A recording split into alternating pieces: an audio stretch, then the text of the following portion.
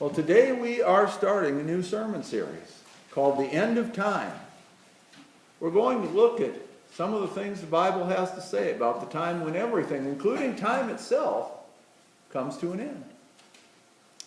And just that, in and of itself, is a really hard concept for us to grasp. How can time come to an end? How can there be something that comes after time? And for that matter, how can there have been something that came before time? It's really something that does not make a lot of sense to us. Time is one of the few things that we can actually take for granted in our lives. For every event, there's always something that came before. There's always something that's going to come after.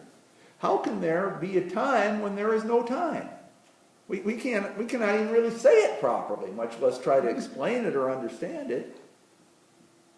But the Bible tells us that it's true. In the first chapter of Genesis, we're told that God created light. God saw that it was good. God separated the light from the darkness. And there was evening and there was morning. The first day.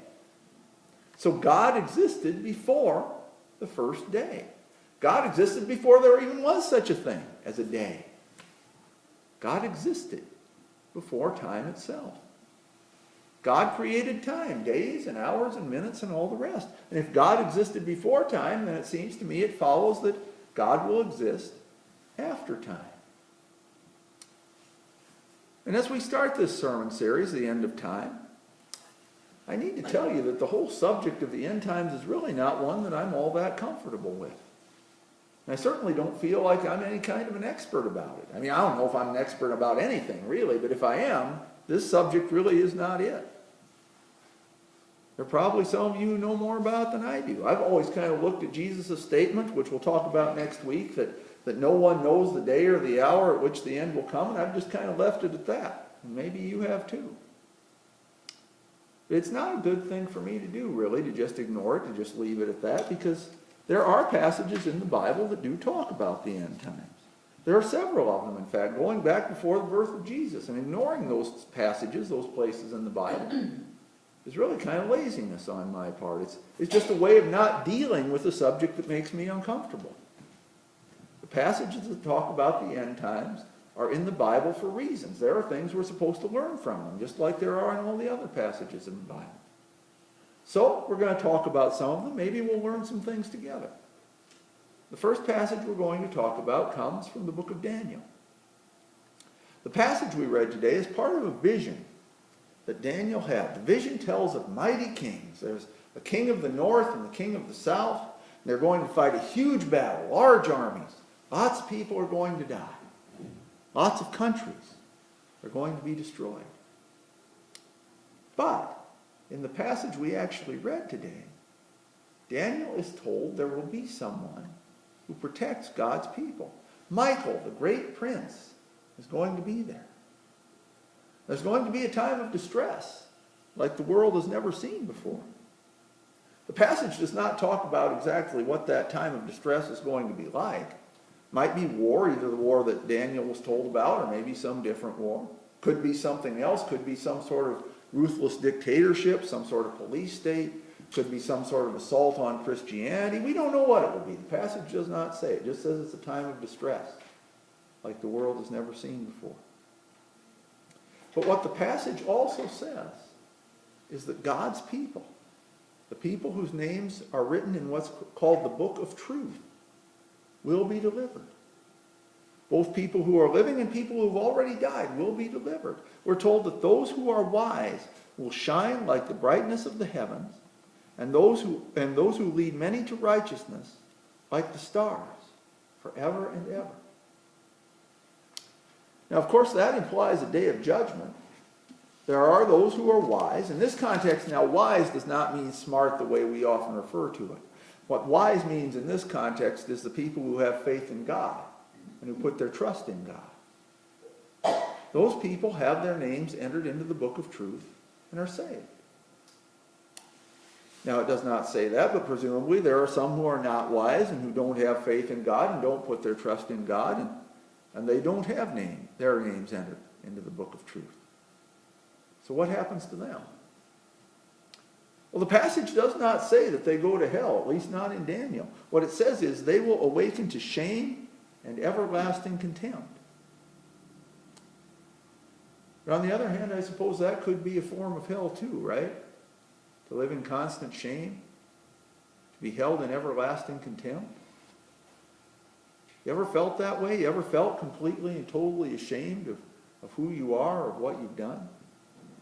Ever felt like you were held in contempt by everybody around you? I think that might be a form of hell.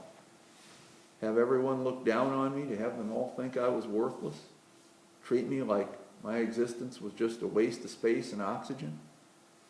Have there be nobody who considered me to be a worthwhile person or even a good or useful person? I would think that very well might be a form of hell.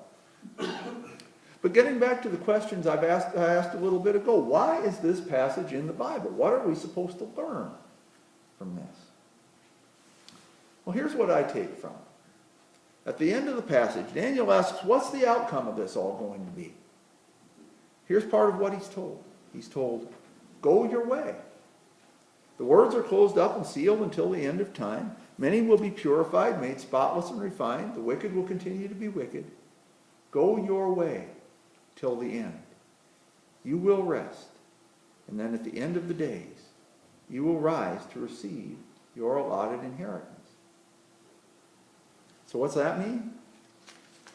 I think it means that if we're among the wise, if we're among the ones who put our faith and trust in God, then we really don't have too much to worry about all this.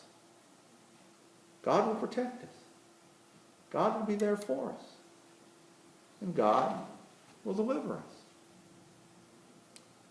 Now, we don't know when the events of the end are going to take place. Daniel asked about that too. He was told it will be for a time, times, and half a time.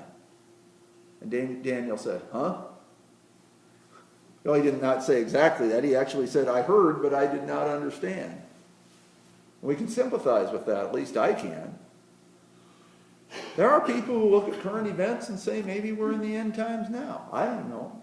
I suppose we could be. Daniel did not know when the end would come. Jesus, when he was on earth, did not know when the end would come. Could be thousands of years from now. Could be before we finish the service today.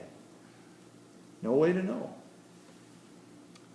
But we do know that if we put our faith and our trust in God, we'll be okay. We will be covered. We will have our names entered in the book of truth. You know, so many times when the subject of the end times comes up, we look at it fearfully. We focus on the time of distress. We look at all the terrible things that might happen or could happen or that supposedly will happen. We get scared of all of it. But what the passage says is we don't have to be scared. Yes, there will be terrible things that happen.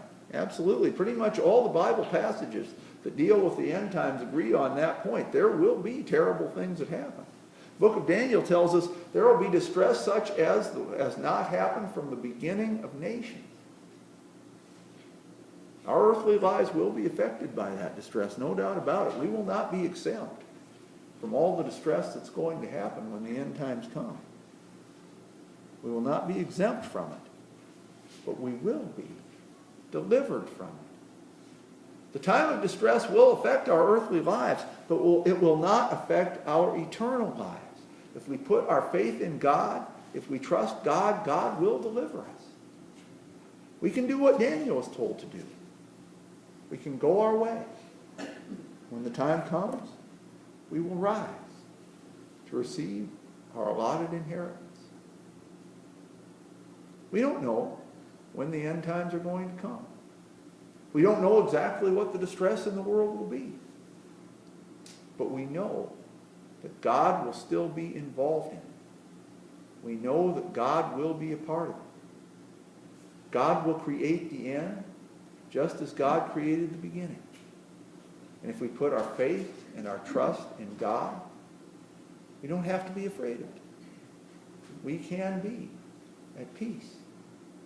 And we can go our way, secure in the knowledge that God will deliver us. Amen.